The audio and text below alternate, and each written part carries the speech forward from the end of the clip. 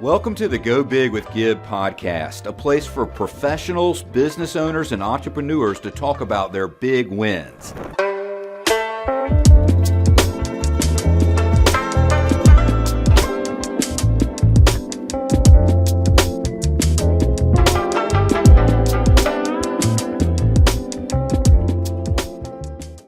Adam, what's up, brother? Thanks for coming on the show today. How are you? Doing well, Gib. Honored to be here. I know just all the work that you've put into building out your platform too, and so I got to say congratulations, and just it's really inspiring to see all the hard work that you've put in to get this to where it's at in such a short amount of time. I think a lot of people can learn from what you've been able to do.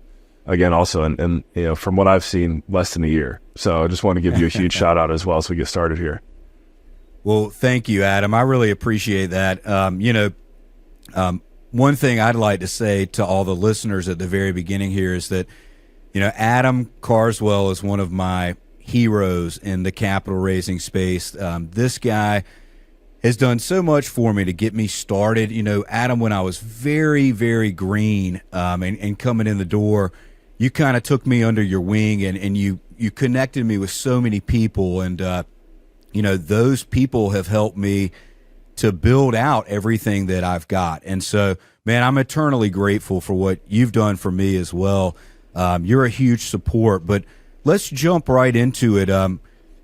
Adam, you've been with Raise Masters since the very beginning, and through the time that you've been a member of Raise Masters and an organizer of Raise Masters, the program has grown significantly to where now we've got 300 members, and we've gone from zero in revenue to 10 million in revenue in about 31 months.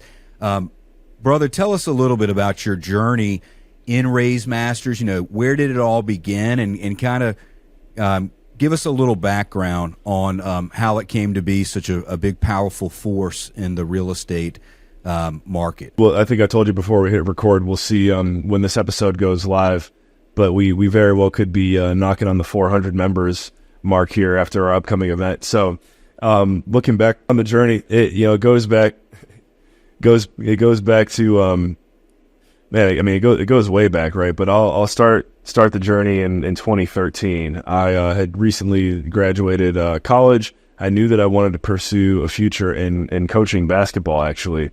And I knew that would require me to get my master's. So I found a really cool opportunity to go get my MBA, study and play basketball in Belize, Central America, actually, where I feel like professionally that's kind of where my journey began. And things went very well there. I coached and played at the university I was at. I ended up getting an opportunity to play semi-pro basketball for the city of Belmopan, which was great. To just get that experience and start seeing the world. And then I started to realize pretty quickly, I had some peers that were coaching basketball at the NCAA level in the U.S., and I realized, one, it was just an insane grind to get to that, head coach level of a Division I school.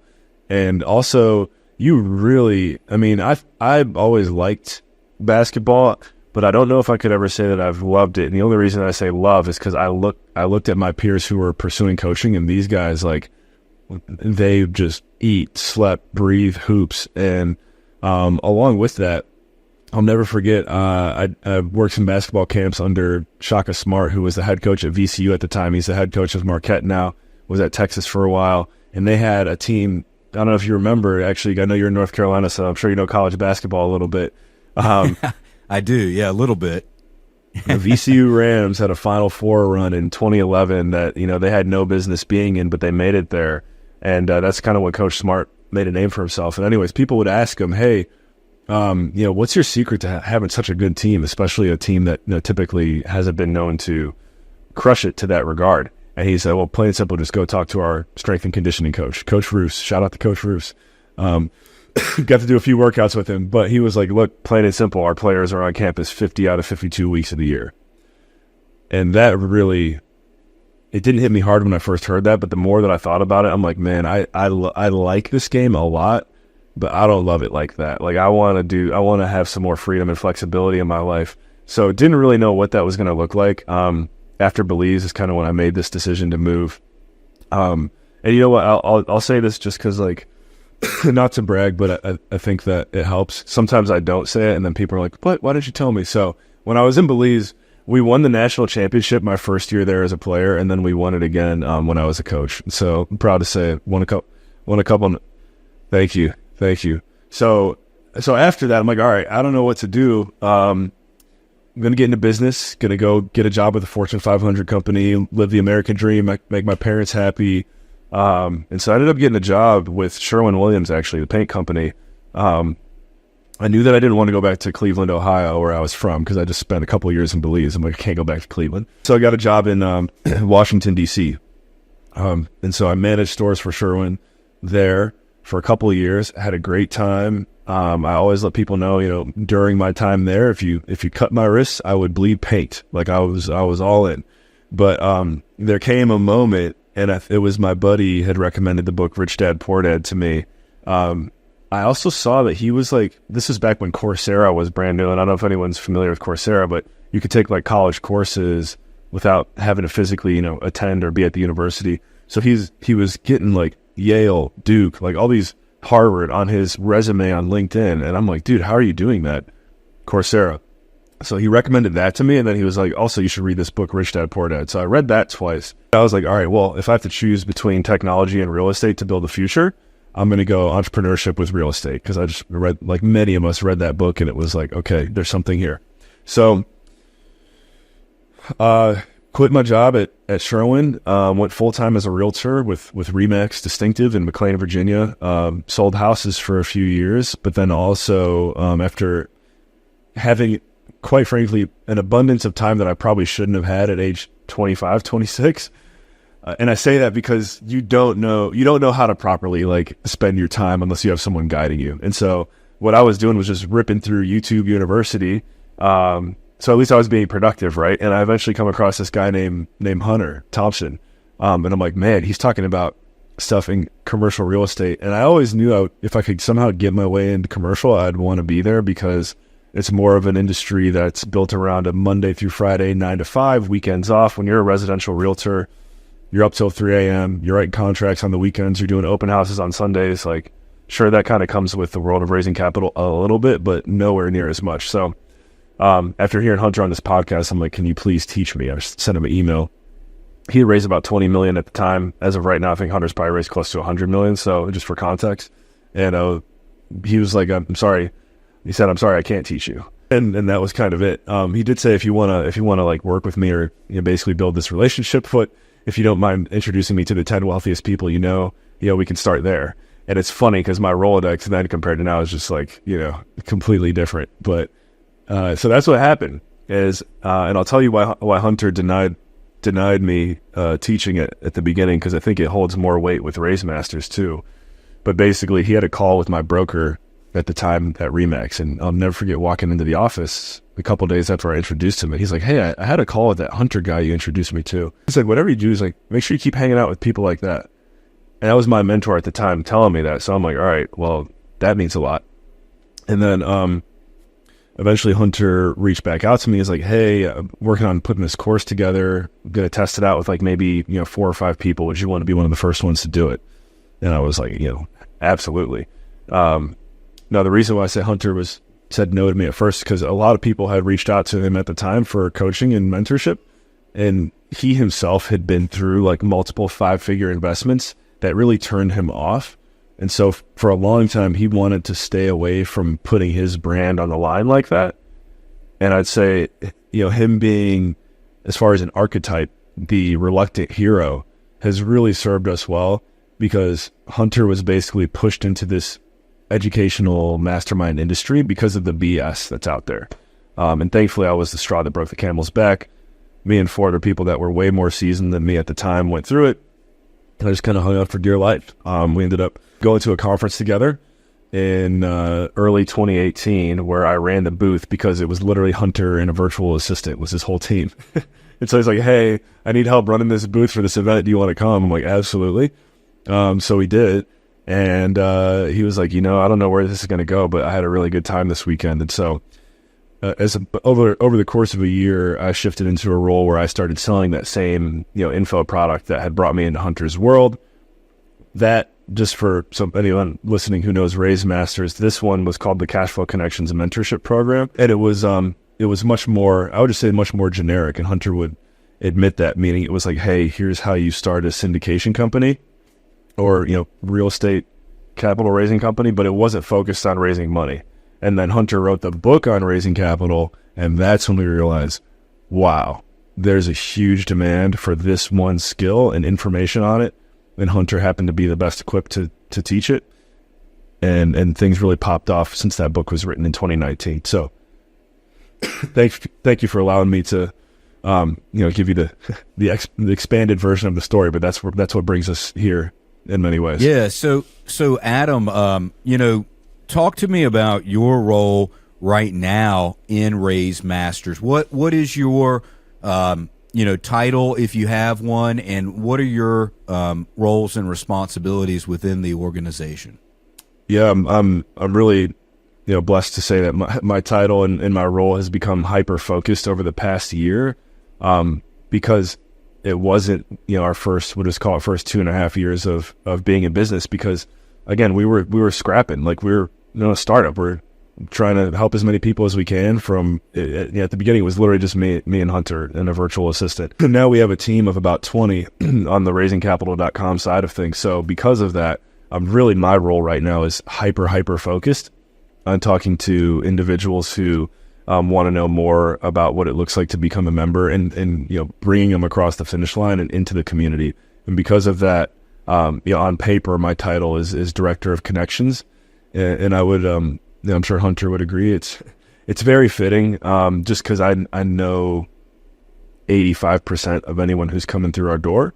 So once you are in this network and you're looking for someone who can change your life, I still got to get to know you too, right? But I would go ahead on paper and say I'm the most well connected in our network, and because of that, been able to help members get even more out of their membership than just the modules, So it's kind of a funny story. You talked about how Hunter sort of rejected you at the first time that you approached him.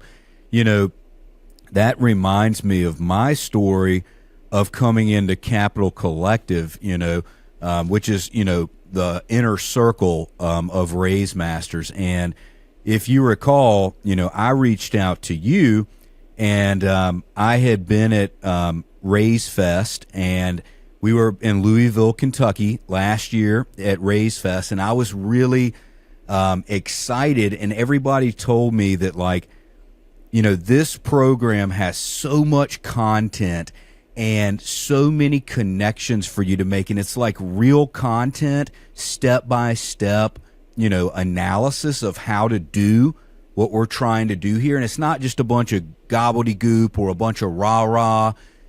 I've been a member of a lot of different masterminds, and, some of them are a little bit light on the actual value. You know what I'm saying? Like, you come into the room and you make some connections, but the real value might be sort of de minimis. And, I approached you about being in Capital Collective, and I remember at that time I had not raised any money, and Hunter was like, no, like, Gibbs not ready. And, you were so cool to me at the beginning that, like, when we got on that call together, like, and I think this goes to, like, your sales background, but also your relationship background. Like, I just felt like I had known you forever after speaking to you just a few times. And I was like, I freaking love this dude.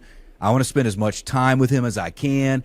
He's going to help me, elevate my game to the next level. And so when we formed that bond, it was like, what's the buy-in for Capital Collective? Like, count me in.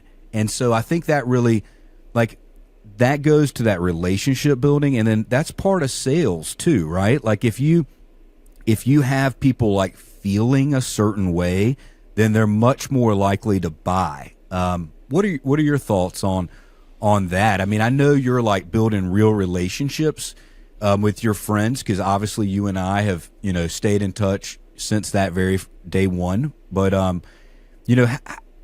I know that one of your strengths is in sales and connections. Just talk to me about that. Well, yeah, you're right. I remember vividly us at Raise Fest. I think we might have even used the metaphor of like the Olympics, right? Like we got to get you in shape for Capital Collective, which for context, like Gibb said, Capital Collective, Hunter's Inner Circle. It's an even, Raise Masters, if you're looking for a 10x on your return on your investment, no problem. Capital Collective, 50x return on your investment. That's kind of the focus there. It's limited in spots, and Gibb happens to have one of those spots right now. Currently not open for new members, but again, the key is you have to be in Raise Masters to really find out more about it. So I just say that for anyone who's wondering about it, get in Raise Masters, and we'll go from there. So anyways, Gibb, I just remember you hadn't raised $1 million, which is part of the criteria. It's like, all right, have you raised $1 million yet? From what we offer, there's really no reason if you've never raised equity before, there's no reason I would say within 12 months, if not faster, that you shouldn't be bringing your first $1 million across the finish line unless you're just really not trying. And unfortunately, we do have people that join and they never do anything, and it breaks our heart because we know if they would just try, they would get results, right? So for those who want to try, to your point, I can't help but get excited because I've seen this thing work over and over again. So to see you not only want to come in here and again, we'll call it get a 10x return on your investment by raising your first $1 million, but know that you wanted to get to a level where we're talking about $1 million became a small number. It's like, all right, let's get Gibb going. And we got to give credit to you too, man. Like you had the desire, I think, to really continue to grow. You show that right now, even with the launching of this show. There's tons of people that I think should be kind of, as I mentioned, replicating your blueprint. But I think the key is, look, Gibb came in with basically, no background on this, and he's gone very far in less than a year. So I want to be the one to let you know, like, if he can do it, you can do it too. And I'm more than happy to, once I get to know you, get you connected with the right people that helped Gibb on his journey as well. I feel like some of the masterminds talk about a bunch of things in theory, and it's very theoretical, or it's like, hey, you pay this amount of money and you're going to have access to these people. We're going to put you in the same room with these people. But what I thought was so different about Raise Masters was like, you set me up with somebody to build out my website. Like, you were like, look, this is the person I recommend. You don't have to use them, obviously, but they've built out, hundreds of brands for hundreds of capital raisers, and we have a ton of confidence in them, and they're going to quote you a reasonable fee. And then you put me in touch with somebody to do my email campaign, and you just basically, it was very practical steps to becoming a capital raiser. It's like, Gibb, you need to connect with this person and this person and this person, and kind of the who, not how, analysis of, we'll put you in touch with the right people, and then it's up to you to actually do something with it. And I was talking with Jason Wright the other day about, the guy that does my email campaign, and we were talking about what differentiates the people that actually succeed in this from the people that don't. And so what's your opinion on that? Like, what characteristics have you seen in the members that have been successful as opposed to those that have maybe not done anything with their with this opportunity? Great question, right? So the power is in the patterns, right? Like, what's the one thing that, in this example, that I've seen work for those over and over again versus those who it doesn't work for? And this is also for context. We've worked with probably somewhere between 500 to 600 clients easily. It might be more than that. So number one is sense of urgency, which, again, I know I keep giving you like a bunch of props here, Gibb, but that's one thing that you did not lack. And I think not so many people, but there's just a huge difference between someone who has a sense of urgency and a will to win versus someone who doesn't. So that's number one, sense of urgency. And I wrote these down. I got 5 I want to rip through with you here. So number 2 is speed of execution. It kind of goes hand in hand with sense of urgency, but you can want something really bad and move quickly, but if you don't actually execute on the plan, that's it's only a piece of the battle. So sense of urgency, and then also like actually, if I connect you, as an example, if I connect you with someone like with Gib, doing the phone call, if in the material Hunter says, hey, say this at this time to this type of investor, and the money will come across the finish line. Because we have material like that. And you know how it is, like sometimes people want to put their own spin on things and then you don't get results. You wonder why. Like, listen, Hunter wrote the book on raising capital right. We'll go ahead and call it the Bible of the business. He's the Jesus, okay? So like listen to the Jesus of raising capital. Attention to detail. Go ahead. Yeah. Follow the, I mean, if you're paying for a mentor, you know, you want to take advantage of you want to do the things they tell you to do, right? That's why you pay for a mentor. Exactly. So number 3, attention to detail. An example I'll use on this particular topic is something like graphic design. I think graphic design can get overlooked, just how important that can be for your brand. And if you're someone who goes on, I don't know, like if you to get a new logo as an example, and you want to make it yourself using Canva, that's great. But I think what you want to do is like get someone who does this, you know, pay them whatever it is. I'm sure you can find 99designs.com is a great place to start, and get like a really truly organic logo that's been done by a professional. That would be a move that I would consider attention to detail, because little things like that pop and little things like that matter, especially to investors. So that's just an example, but attention to detail is really important. Number 4, an eagerness to serve others. And that's been, again, one of, I'd say, just, it is the ultimate secret recipe, I think, for us and even for myself, bringing people into our community, into our network, and helping them get results. Like, look, and we're all in the world of sales, honestly, so you always keep this in mind. If you're looking to close someone for the sake of closing versus, I've shared this on my podcast recently, I don't even like the word close, because it's kind of like, it's treating the experience like a thing, where like a transaction. Right. And so it's like, how may I serve you? I think if you approach everything in life truthfully with that approach, service above self, it's going to take your life to the next level. But that's something that we see over and over again. Someone like yourself, Gib, too, where you truly just want to give your investors the best return on their investment they could find. So that means a lot. And then number 5, they got to be a winner. Got to have that will to win. And thankfully, I've seen what it's like to be on a really bad and losing team. I've seen what it's like to be on a team that wins. And one of the core differences is that normally the teams that win, they have this thing built into their mind where they just expect to win. And so you have to expect to win. I think that's like Notre Dame has something in their locker room. It says like expect to win. I love that. Even though I'm not a big Notre Dame fan, I do like that. Yeah. It's a great motto. Yeah. So sense of urgency, speed of execution, attention to detail, eagerness to serve others, and, be a winner, expect to win.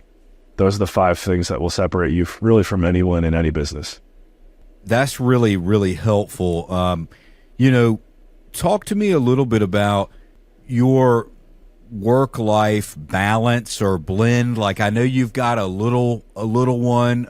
You've got two small kids now, right? One is on the way. One is on the way. Okay, I know you're expecting a second child. When is your second child coming, Adam? We're gonna have the famous 2 under 2, right? So my son is 16 months, about to be 16 months old. My daughter is due next month, March 2024. So okay, yeah, it'll be fun, and yeah, we're every day is a new challenge, but that's the beauty of life, Do you have any advice for people with small children in terms of how you've been able to manage everything that you're doing? Because I know you're a very driven guy. We haven't really talked about this much, but I do want to hit on this some. But you've got a podcast called Dream Chasers. You've done over 400 episodes of your podcast. You've got you're a DJ. You are a music producer. You've got all your responsibilities with Raise Masters, and I'll go out on a limb here and kind of say that I feel like you're the glue of what keeps Raise Masters together and keeps it so successful, because, it's been massively successful, right? And Hunter is just a phenomenal guy. He's written a phenomenal program, and he puts on these epic events that just blow other events out of the water, right? Like we're getting ready for Raise Fest next week, and there's going to be 1,000 capital raisers coming together. It's just going to be, the capital raising event of the year. But I feel like you're that glue that keeps this thing together because of your relationship building. But how do you juggle all the different things you've got going on? And I got this one. I'll give a shout out to my buddy Logan Freeman, who's a part of our network. He said something along the lines of like never ask for advice. I guess you can give it if someone asks him for it, but always ask for recommendations, because it makes the individual feel like they go on the journey with you instead of like opening up the door for criticism. So I'm going to give recommendations so we can go on journey together. And thank you. Yeah, I mean, Hunter, that's the awesome thing about working with Hunter too. I think there probably is a lot of other people out there that he could be compared to as a as a quote unquote guru, where maybe in that environment someone like him wouldn't give me the credit that I would like to feel, or the appreciation. And man, Hunter would be the first one to say exactly what you just said, and I'm grateful to have him as really just as a good friend in my life too. So, but yeah, my recommendation on how to keep your life balanced is probably I just talked about this on Hunter's show with him actually, which is like you got to kind of remove the word balance from your vocabulary, because there's really no such thing as it. It's all about just being as present in that moment as you can. I think Bedros Keuilian said it when he jumped on, he was a guest speaker for one of our events. He's like, I always have my head where my feet are. And so like when I'm home, he's like, when I'm home, I'm home. If my office is burning down, I'm at home. I'll deal with that when I get to the office tomorrow. And again, these things are easier said than done. And be able to have that focus and intensity, with your family when maybe a deal, an hour before, a deal that you wanted to go a certain way didn't go that way, and now you have to, erase that from your mind. We can all relate. It's not the easiest thing to do, but that's kind of like the awareness that I think you need to have. And, I'm the type of guy, and I know you are too, Gib, where if I could work from 6 a.m. till 3 a.m. every day, I probably would. So being able to have the discipline to set the boundaries, like, okay, work is off now, family time is now. It's kind of a simple recipe, but I think that's the way that we all got to look at it. And Shaquille O'Neal, who's distant but pretty close relative of mine, I've gotten to meet him once. I think we talked about this before. He talks about breaking his day down into thirds with 8 hours. So 8 hours of sleep, 8 hours of dedicated focused work, and then 8 hours of recreational time. And I think Shaq's probably at a point in his life where he can really kind of stick to that. As I was mentioning earlier, with balance, there is going to be times in your life where you do need to do like the 12 to 16 hour days, right? I think if you're trying to get to Shaq's level, but very simply put, I love that format that he shared on. It was like on a podcast one time. It was 8, 8, and 8. And I think if you stick close to that, you'll find a lot of success in your life without feeling burned out. Yeah, it's amazing how much you can get in one day and how much you can pack into a day with a lot of organization. But I think, like you said, being really intentional about being present, where you are. That quote you said from Bedros Keuilian is a great quote, living in the moment and being present in the now. Like, there's another saying, that if you're living with 1 foot in today and 1 foot in tomorrow, then you're pissing all over yourself, and I like that saying because, I want to be present, at home when I'm with my children. That may not seem like the most important thing at the time because you may have all these other distractions in life, but it is one of the most important things, right? And so being able to detach from that and actually, put my phone away, which is something I struggle with a lot, because I've got my phone, it's always going off. There's always people calling and texting, and, putting that phone away so I can actually be more present is really helpful for me too. I completely agree. And I think that's something I'm going to, even after this interview, make sure I do a better job of is putting that phone away, because it can, if you don't watch it, it can take over. You always got to be aware of that. Yeah, I mean, my wife is a very direct person, and she will tell me when I'm, when I've got my phone out, and she'll say, don't you think it's time to put your phone away?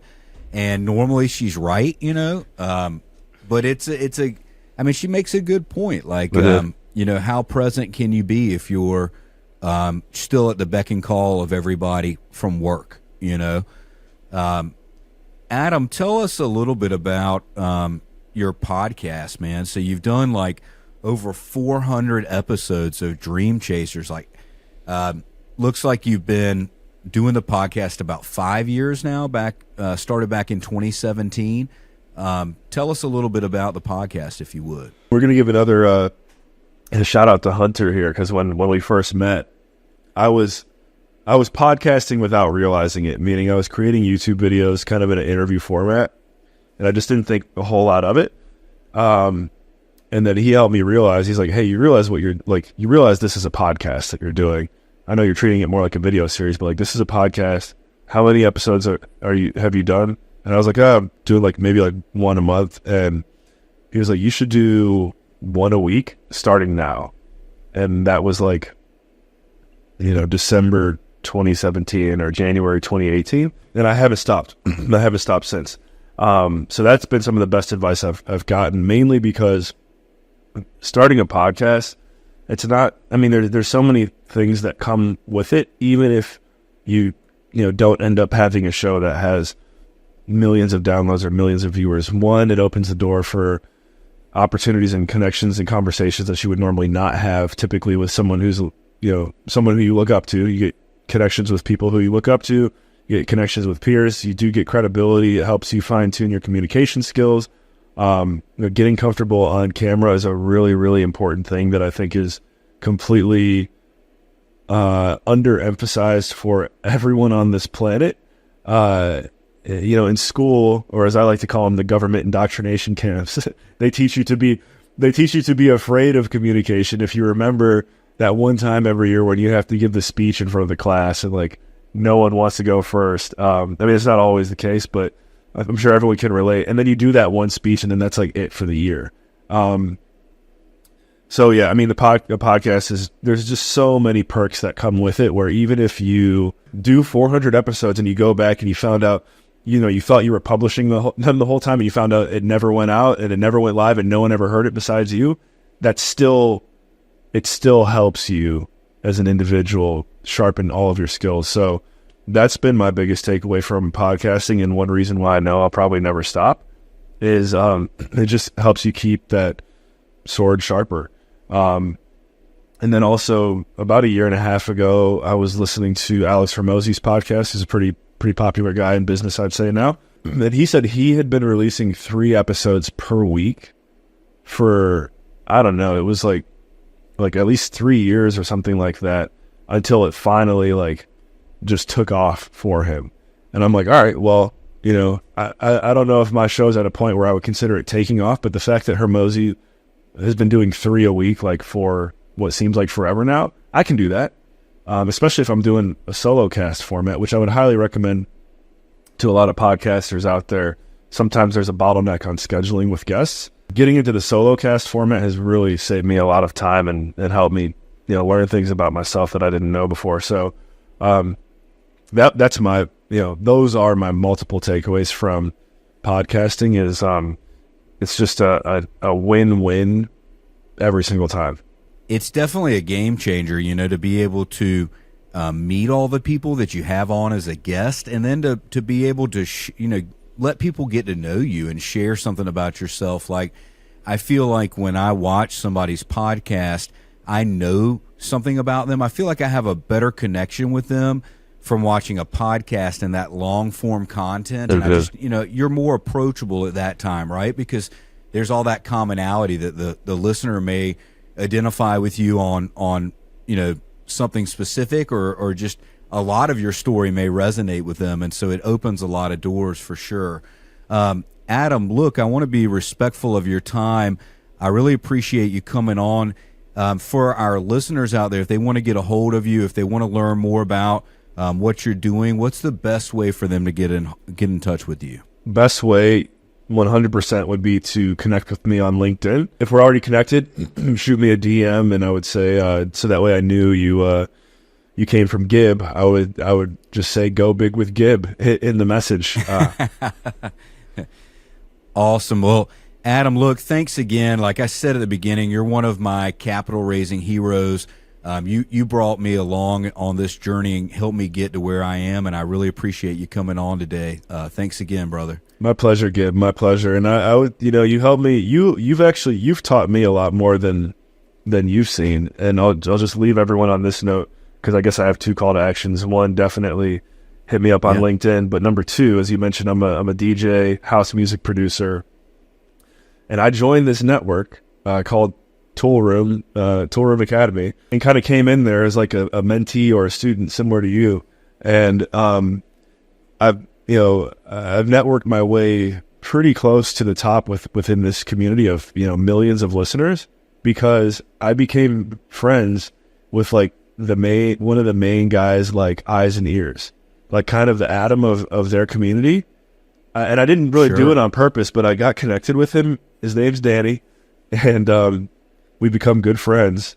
And Danny has totally helped me on this journey of making music too. But as I've been on this journey, I've been thinking to myself, man, I'm kind of like the Gib of this network. Like, no one knew who I was a year ago, and now like people are starting to figure out, hey, this guy makes good music and he's well connected. So thank you for the parallel or the metaphorical experience that I've been able to apply to my own life. Yeah, it's amazing, when you help other people, how, you benefit from it and you learn something too. There's always learning on both sides of it. But brother, look, thanks again for coming on today. I really appreciate it. And it's great talking to you. Always good to catch up. Look forward to seeing you next week at Raise Fest. Likewise. Thank you, Gib, and thank you everyone for investing your time with us. Appreciate it. Thank you for joining us on this episode of Go Big with Gib. If you haven't already, go follow us on social media at Gib Irons. We'll see you next time.